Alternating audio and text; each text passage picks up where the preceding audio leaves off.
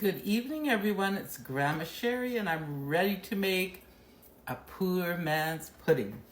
So I'm going to start with 1 cup of flour.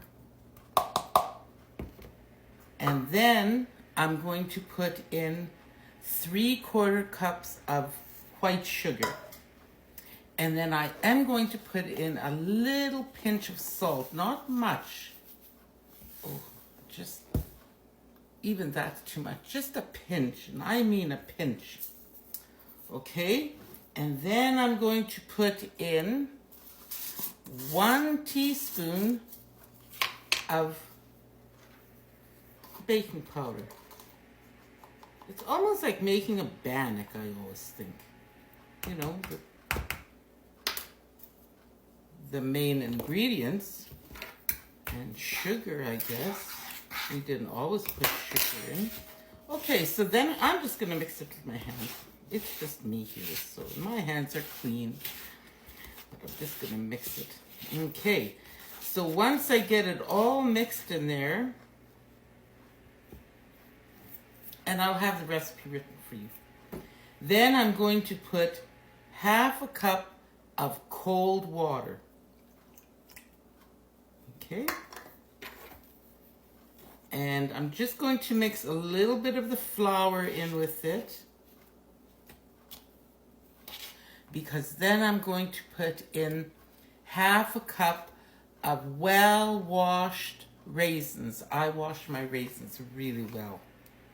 And I'm just going to put that. And I have to confess, I think I put a little bit more than 1/2 cup. I love raisins. But you know, you don't have to put raisins. There's many times I've made it without raisins, because I'll tell you why. Some of my children don't like raisins. Well, I shouldn't say my children. It's my son's wives that they're married to that don't like raisins. So I've adapted. And now when I make this, I make it without raisins. But you can put apples in there. You can cut up an apple.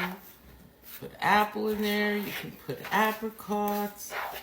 You can put coconut. I know people who put coconut. Okay, so when this is all like this, like a nice dough, see? Then I'm going to take a 2-quart dish that has been well greased.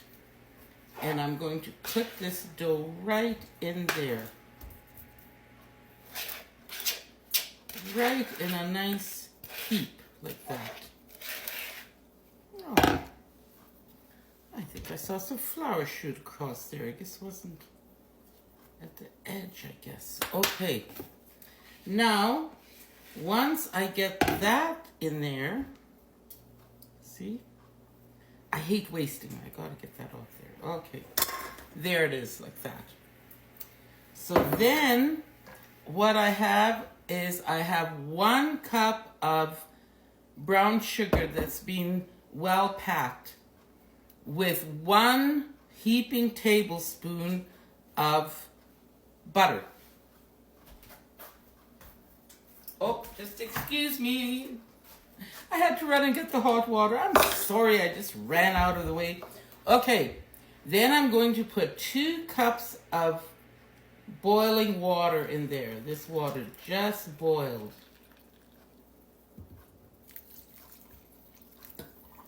And I do have my oven preheated at 350.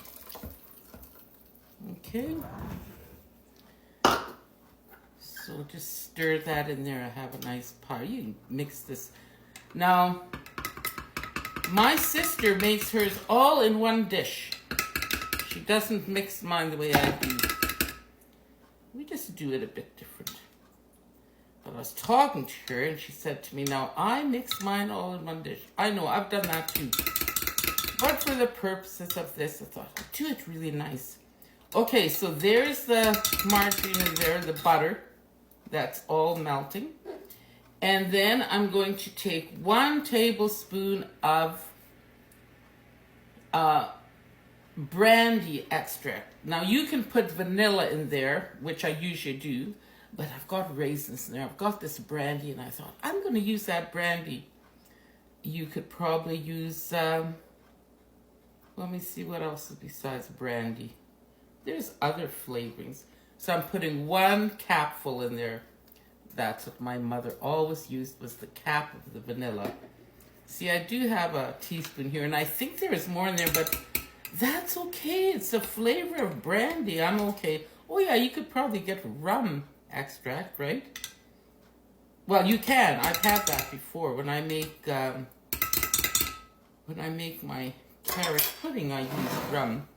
Okay, so then you've got this all mixed up nicely, and you just pour it over your